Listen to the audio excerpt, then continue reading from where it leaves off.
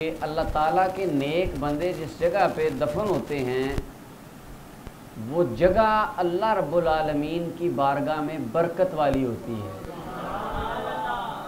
اور اگر کوئی گناہگار بندہ ہو مسلمان، اسلام شرط ہے، وہ مسلمان گناہگار ہو یا ویسے نیک بھی ہو، وہ ان کے قریب دفن ہو جائے، اللہ ان کے قرب کی برکت سے اس کی قبر پر رحمت فرما دیتا ہے۔ تو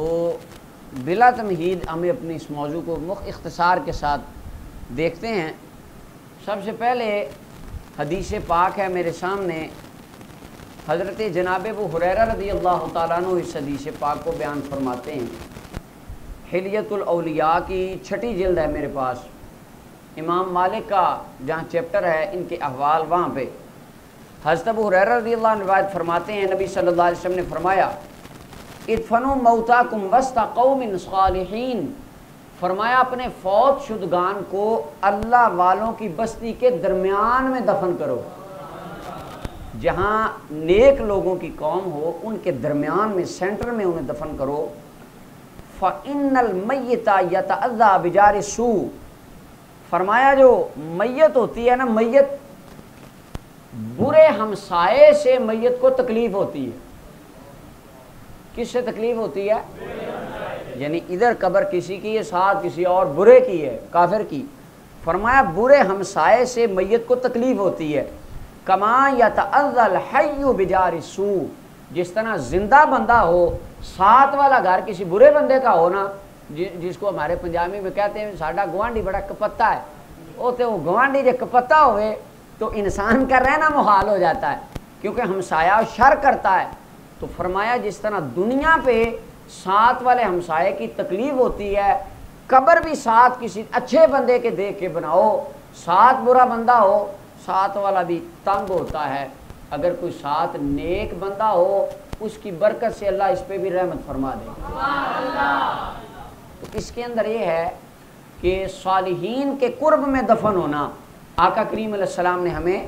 اس کی تربیت ارشاد فرمائی۔ اور دوسری حدیث پاک، یہ امام سیوطی رحمۃ اللہ علیہ کی کتاب ہے شرح الصدور،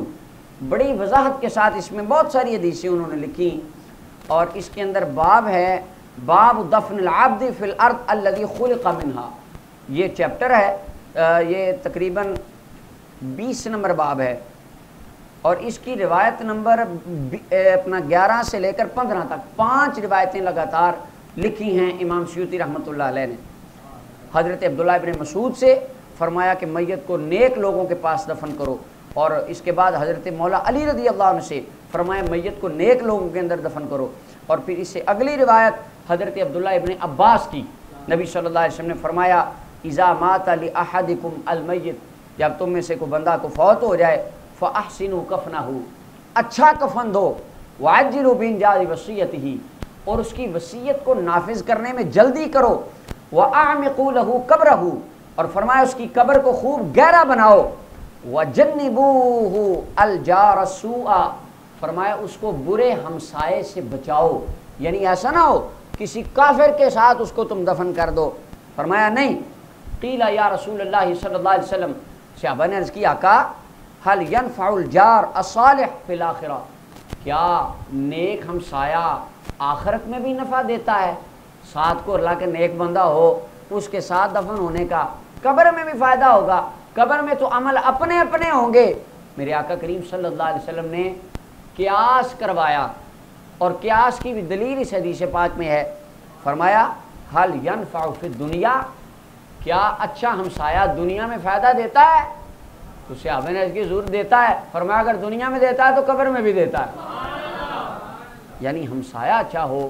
صالحین اللہ والوں کے پاس قبر بن جائے، یہ بخشش کا ذریعہ بن جاتی ہے، اور یہ بخشش کا سبب بن جاتی ہے۔ اللہ تعالیٰ اس کی برکت سے بندے پر، قبر والے پر اپنی رحمت فرما دیتا ہے، اللہ اس کی کوتاہیوں کو معاف فرما دیتا ہے۔ اس کے بعد حضرت عبداللہ ابن عباس رضی اللہ تعالیٰ عنہ، آپ کی روایت امام سیوطی نے لکھی جو میں نے آپ کو سنا دی، کہ حضور علیہ السلام نے فرمایا کہ اچھے لوگوں کے اندر اس کو دفن کرو، اور اس کے بعد یہ ایک مسند الفردوس میں امام دیلمی حدیث لائے ہیں، حدیث نمبر 318 ہے۔ اما ام سلمہ رضی اللہ تعالی عنہ فرماتی ہیں نبی اکرم صلی اللہ علیہ وسلم نے ارشاد فرمایا کہ اپنے مردوں کو اچھا کفن دو، ان کو چلانے کے ساتھ، واویلا کرنے کے ساتھ تکلیف نہ دو، اور ان کی وصیت کو جاری کرنے میں تاخیر نہ کرو، ان کا قرضہ جلدی دو، اور فرمایا وَعْدِلُوا عَنْ جِيرَانِ السُّوءِ، ان کو برے ہمسائے سے بچا کے رکھو، دور رکھو، نیک بندوں کے پاس ان کو دفن کرو، کیونکہ ساتھ اللہ کا ولی ہوگا، نیک ہوگا، اس کی قبر پر رحمت کی چھاؤں ہے، اس کی برکت سے اس کی قبر پہ بھی رحمت کی برسات ہو جائے۔ اور اس حدیث پاک کو یہ جو ابھی میں نے آپ کو مسند الفردوس سے سنائی، نیل الاوطار کے اندر قاضی شوکانی نے چوتھی جز کے اندر اس روایت کو لکھا، پیج نمبر 44 ہے میرے پاس، قاہرہ کی، یہ قاضی شوکانی نے بھی اس حدیث کو لکھا ہے۔ تو یعنی حضرت عبداللہ ابن عباس، عبداللہ ابن مسعود، حضرت مولا علی، اما ام سلمہ رضوان اللہ علیہم اجمعین، اتنے صحابہ اور حضور کی زوجہ اس کو بیان کر رہے ہیں۔ ملا علی قاری فرماتے ہیں اتفاقی اصول ہے، کثرت طرق کے ساتھ روایتیں حسن بن جاتی ہیں تو یہ روایتوں کا مجموعہ بتاتا ہے کہ واقعتاً حضور نے فرمایا ہے نیک بندوں کے پاس دفن ہو، اللہ تم پر اپنی رحمت فرما دے۔ نیکوں کے پاس دفن ہونے سے رب العالمین کی رحمت کی برسات ہوگی۔ اور اس حدیث پاک کا ایک بڑا نارمل سا، ہمیں اس کا ایک شاہد کہہ لیں یا اس کا ایک ترک کہہ لیں، اس کا شاہد صحیح بخاری کے اندر موجود ہے۔ صحیح بخاری کتاب المناقب کے اندر باب قصۃ البیعۃ والاتفاق علی عثمان رضی اللہ عنہ، اور حدیث نمبر 3497 ہے۔ اس کے اندر بخاری کے اندر حدیث ہے، فاروق اعظم رضی اللہ عنہ کو جب وہ خنجر لگا دیا گیا اور وہ آپ کا خون نچڑ گیا اور وقت شہادت قریب آ گیا تو آپ نے فرمایا انطلق الی عائشہ ام المؤمنین رضی اللہ تعالی عنہا، کہ اس طرح کرو، حضرت سیدہ عائشہ صدیقہ رضی اللہ تعالی عنہا کے پاس چلے جاؤ اور ان کو جا کے کہنا کہ یقرأ علیک عمر السلام، آپ کو جناب عمر رضی اللہ عنہ السلام کہتے ہیں، پر یہ نہ کہنا امیر المومنین کہہ رہے ہیں، نہیں، فرمایا امیر المومنین بن کے نہیں، عمر ابن خطاب بن کے میں یہ بات ان سے مانگنا چاہتا ہوں۔ تو فرمایا جا کے، فرمایا اب کل کو میں مسلمانوں کا امیر نہیں ہوں گا، میں دنیا سے چلا جاؤں گا، تو جا کے آپ نے کہنا ہے کہ حضرت عمر ابن خطاب اپنے آقا اور اپنے یار ابو بکر صدیق کے ساتھ دفن ہونے کی خواہش رکھتے ہیں۔ اب دیکھیں، آج میں کہہ دوں، آپ میں سے کوئی بندہ کہہ دے مجھے فلاں قبرستان میں دفن کرنا، فلاں اللہ کے ولی کے پاس دفن کرنا، ہمارے دوست کہتے ہیں اتھے دفن ہونے کی ہوئے گا، کہیں دفن ہونے سے کچھ نہیں ہوتا۔ اگر حضرت عمر کا یہ عقیدہ ہوتا نا کہ وہاں کوئی خاص جگہ پہ دفن کچھ نہیں ہوتا، عمل اپنے اپنے، تو کہتے ہاں جب میں فوت ہو جاؤں تو بعد مسلمانوں کے قبرستان لے جانا، جہاں دل کرے دفن کر دینا۔ نہیں، حضرت عمر نے فرمایا نا، جا کے پوچھو میں وہاں دفن ہونا چاہتا ہوں جہاں میرے آقا آرام فرما رہے ہیں، جہاں ابو بکر صدیق آرام کر رہے ہیں۔ کیوں؟ کیونکہ جو اللہ کی رحمتوں کی بارش گنبد خضرا پر نازل ہوتی ہے وہ کائنات کے کسی قبرستان میں نہیں ہوتی۔ میں ساتھ اگر مجھے جگہ مل گئی، میں وہاں لیٹ گیا، قیامت تک آقا کے وسیلے سے میری قبر پر بھی رحمتوں کی برسات ہوتی رہے۔ یہ حضرت عمر رضی اللہ تعالی عنہ آپ کا عقیدہ تھا، تو آپ نے پھر جا کے سیدہ عائشہ صدیقہ رضی اللہ عنہ کے پاس قاصد بھیجا، ان سے پیغام کے ذریعے آپ نے اجازت لی اور آپ کی وصیت کے مطابق آپ کو حضرت سیدنا صدیق اکبر رضی اللہ تعالیٰ عنہ کے ساتھ دفن کیا گیا۔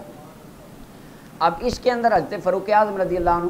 آپ کا عقیدہ واضح ہوتا ہے کہ آپ اس جگہ کو برکت والا سمجھتے تھے۔ تو پتہ چلتا ہے بخاری شریف کی اس حدیث سے کہ اللہ والے جہاں آرام فرما ہوتے ہیں اللہ کی رحمتیں بھی اس جگہ پہ ہوتی ہیں، اللہ اس جگہ پہ برکتیں بھی شامل فرما دیتے ہیں، بابرکت جگہ اور برحمت جگہ۔ اور قرآن کریم کی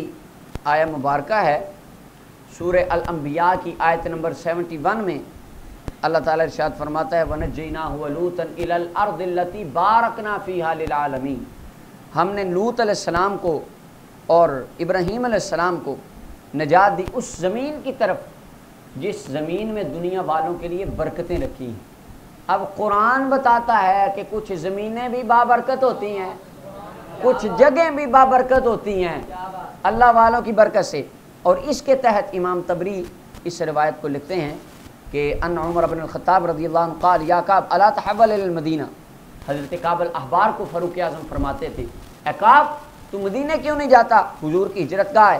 حضرت کعب رضی اللہ عنہ کہتے تھے امیر المومنین انی اجد فی کتاب اللہ المنزل ان الشام کنز اللہ من ارضہ. قرآن میں اللہ نے فرمایا ہے شام میں اللہ نے برکت رکھی ہوئی ہے، یہ جگہ اللہ کے خزانوں والی ہے، یہاں زمین کا خزانہ ہے، وَبِهَا كَنْزُهُ مِنْ عِبَادِهِ، اور یہاں اللہ کے بندوں کا بھی خزانہ دفن ہو چکا ہے. میں اس جگہ کو، اس بستی کو، اس علاقے کو چھوڑ کے اس وجہ سے نہیں جاتا، یہاں بندوں کا خزانہ ہے. میرے آقا نے فرمایا تھا وہاں ابدال ہوتے ہیں، وہ ابدال جن کی برکت سے اللہ بارشیں نازل کرتا ہے، جن کی برکت سے عذاب دور ہوتے ہیں. اور فرمایا اللہ کے بندے اس جگہ پہ آئے، یہ جگہ برکت والی. تو جگہ کو آپ بابرکت سمجھتے تھے. اور اس کی صحیح سند کو امام ابن ساکر نے لکھا ہے اور بھی ائمہ کرام نے اس کو بیان فرمایا. تو یہاں سے بھی پتہ چلا کہ کچھ جگہیں اللہ کی بارگاہ میں برکت والی ہوتی ہیں، اگر وہاں جایا جائے اس زمین کی برکت سے برکت بندے کو مل جاتی. اچھا، اس کے بعد یہ سیر اعلام النبلاء ہے، اس کے اندر علامہ ذہبی رحمۃ اللہ علیہ نے امام حسن مجتبی رضی اللہ تعالی عنہ کے ترجمے میں ایک بڑی پیاری بات لکھی. امام ابن عبد البر کہتے ہیں کہ انہم لما التمسوا من عائشہ ان يدفن الحسن فی الحجرہ. امام حسن مجتبی کا وصال ہو گیا، آپ فوت ہو گئے، اللہ کو پیارے ہو گئے، تو آپ کی خواہش تھی کہ مجھے بھی اپنے نانا جان کے ساتھ اس حجرے میں دفن کیا جائے جہاں آقا کریم علیہ السلام کی قبر ہے. اور آپ نے اس بات کی وصیت فرمائی تھی، لیکن فردہم مروان نے اس آڑے آ گیا اور اس نے اس بات کو پورا نہ ہونے دیا. تو آپ کو حضرت سیدہ اما فاطمہ سلام اللہ علیہ آپ کے قرب میں دفن کر دیا گیا. اور اس کے بارے میں علامہ ابن جوزی کہتے ہیں انہ اوصى ان يدفن الى جانب رسول اللہ صلی اللہ علیہ وسلم. امام حسن نے وصیت فرمائی تھی مجھے حضور کے ساتھ دفن کیا جائے. اچھا، وہ یہ وصیتیں کیوں کرتے تھے؟ ان کا عقیدہ تھا وہ جگہ برکت والی، وہاں اللہ کی رحمت ہے، اللہ کی برکتیں ہیں. تو لہٰذا اگر آج کے دور میں وہ بندہ یہ وصیت کر دے کہ مجھے داتا صاحب دفن کرنا، مجھے فلاں شرف و شیر دفن کرنا،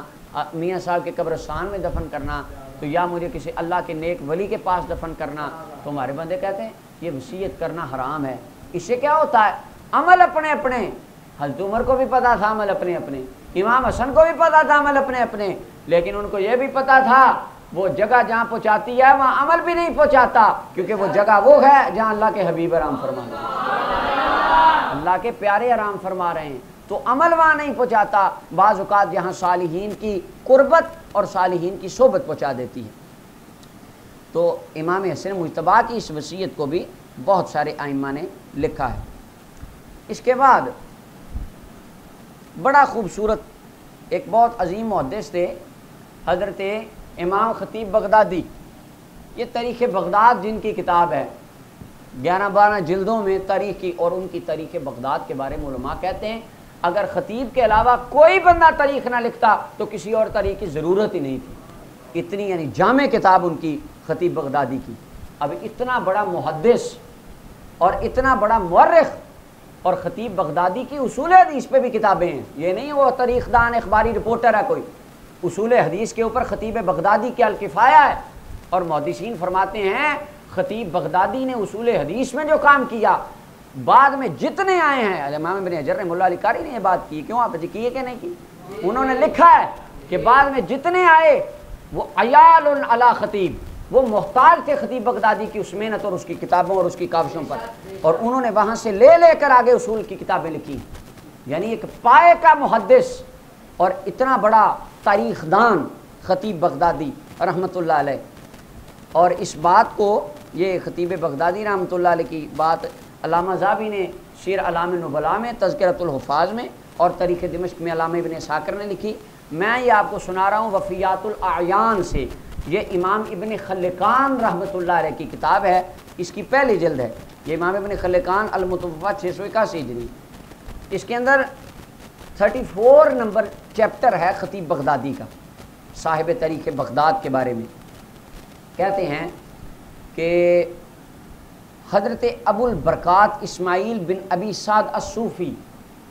صوفی خطیب بغدادی کو 1000 سال ہو گیا، ان کے وقت میں ایک صوفی تھا۔ صوفی بریلی شریف سے نہیں آئے، یہ صوفی کو بریلی شریف کی پروڈکٹ نہیں ہے، 1000 سال پہلے بھی بغداد میں صوفی ہوا کرتے۔ ہمارے دوست کہتے ہیں یہ تصور، یہ تو بریلی شریف سے آیا عقیدہ، یہ بریلی سے، یہ بغداد کی بات کر رہا ہوں۔ صوفی فرماتے ہیں کہ حضرت ابو بکر ابن زہرا الصوفی، بیان کرنے والا بھی صوفی، جس کی بات ہو رہی وہ بھی صوفی،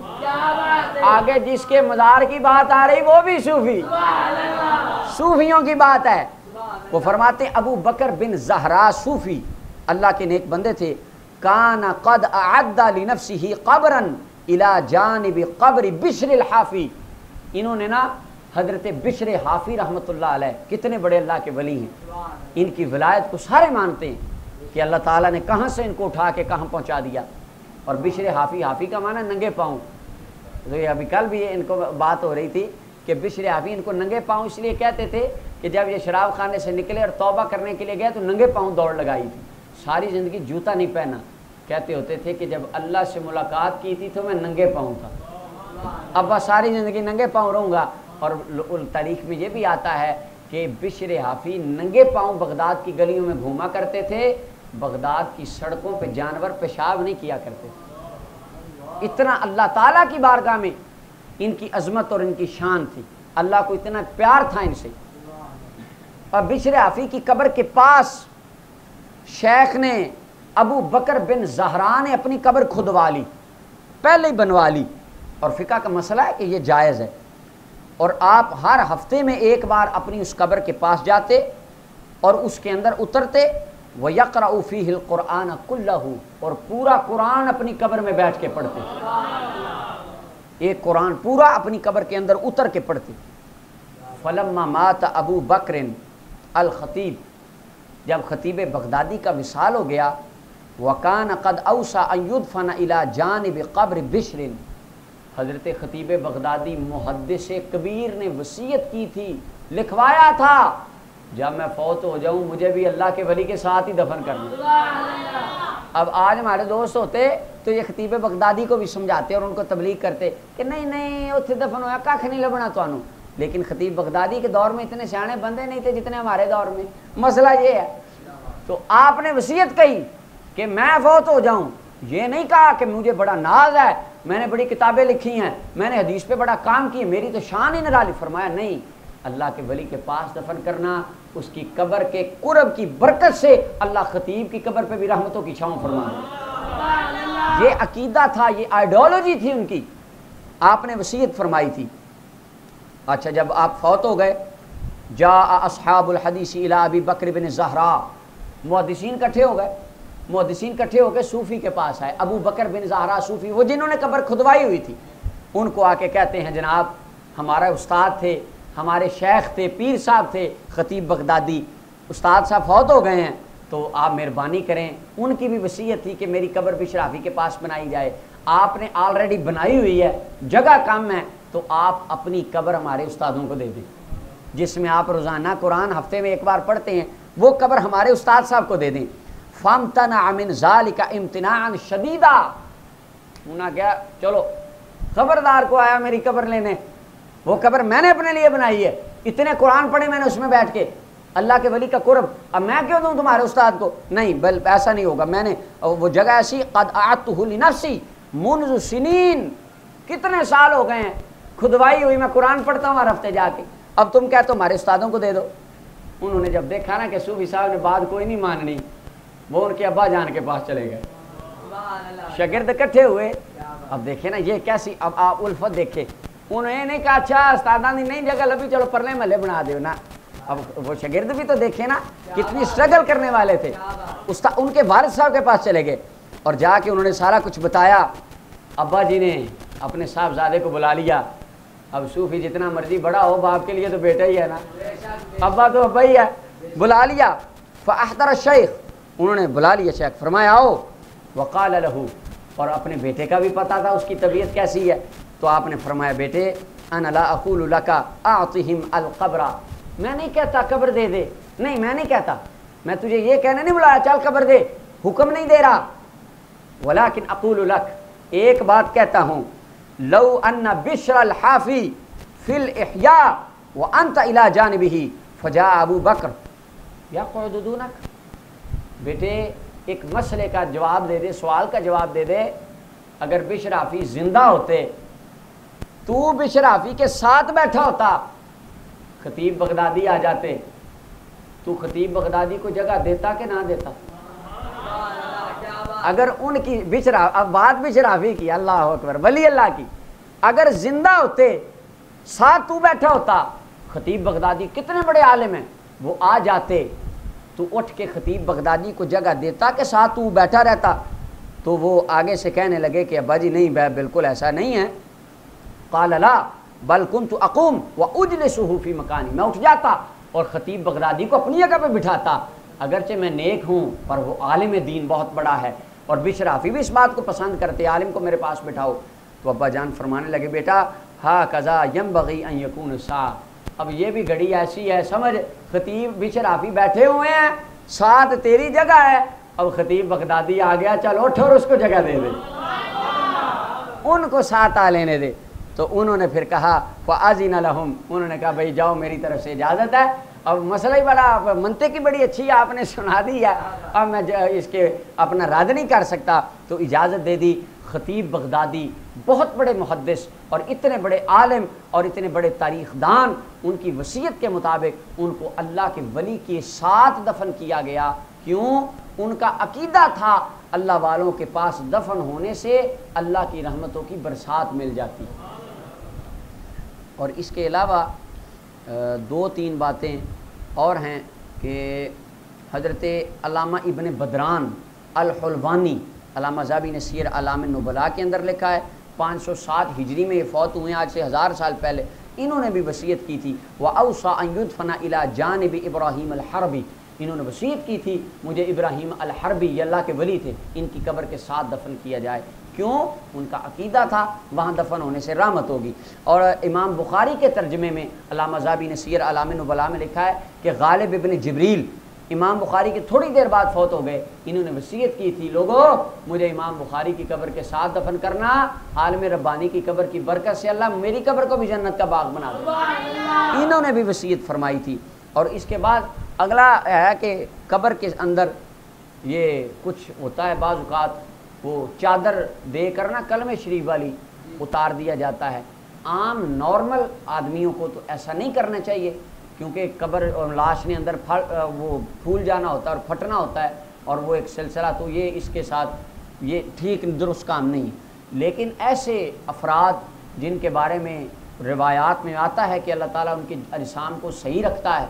ان کے ساتھ خاص ہے، اگر وہ ایسا عمل کر لیں تو یہ ان کے لیے جائز ہے۔ اور اس کی ایک دلیل علامہ ذہبی، یہ سیر اعلام النبلاء کے اندر اس کو علامہ ذہبی نے لکھا ہے ابن الحضاء کے ترجمے میں، علامہ ابن حجر کہتے ہیں کہ عمر بن حضاء کہتے ہیں میرے والد امام الحضاء، وہ بہت بڑے عالم تھے فقہ کے، تعبیر کے،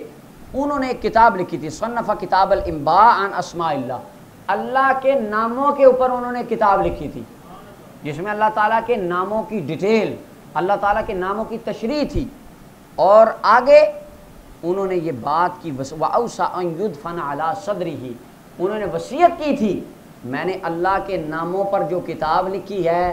اس کو قبر میں اتارتے وقت میرے سینے کے اوپر رکھ دینا۔ تو یعنی اللہ کا نام سینے پہ رکھوا کے دفن ہونے کی انہوں نے وصیت فرمائی۔ ان کو پتا تھا کہ میں نے یہ کام اپنے اللہ کے لیے کیا ہے، قبر میں لے کر جاؤں گا، اس کام کی برکت سے اللہ میری قبر کو جنت کا باغ بنا۔ تو یہ ہے کام کیا ہو تو تب بندہ یہ وصیت کرتا ہے۔ تو یہ بھی آپ دیکھیں، کام کریں گے تو یہ وصیت کریں گے، اگر کام ہی نہ ہوگا تو یہ وصیت کیسی ہوگی۔ اور جناب آقا کریم صلی اللہ علیہ وسلم نے ارشاد فرمایا، جامع ترمذی کی روایت ہے، فرمایا انما القبر روضۃ من ریاض الجنہ او حفرۃ من حفر النار، قبر یا جنت کا باغ ہوتی ہے یا جہنم کا گڑھا ہوتی ہے۔ تو جن کے بارے میں ہمیں پتہ ہے کہ ان کی جنت کا باغ ہی ہے ان کے پاس دفن ہونے کی وصیت کرنا۔ یہ آقا کریم صلی اللہ علیہ وسلم کی سنت سے بھی ثابت ہے، اور علماء، صوفیاء، محدثین، ائمہ، متقدمین علماء کا اس کے اوپر عمل ہے جو یہ بتاتا ہے۔ 14 صدیوں سے یہ عقیدہ چلا آ رہا ہے کہ اللہ والوں کے پاس جس بندے کو دفن کر دیا جائے، مسلمان ہو، اللہ تعالیٰ ان کے قرب کی برکت سے ان کی قبر پر بھی اپنی رحمت فرما دیتا ہے۔ تو اس سے ہمیں پتہ یہ چلتا ہے کچھ جگہیں، کچھ قبریں، کچھ مزار، کچھ دربار، کچھ قبرستان بابرکت ہوتے ہیں، اگر وہاں جایا جائے تو ان کی برکت کا حصہ اللہ جانے والے بندے کو بھی عطا فرما دیتا ہے۔ اللہ تعالیٰ ہمیں اس بات کو محفوظ رکھنے کی توفیق بخشے اور اسے پھیلانے کی۔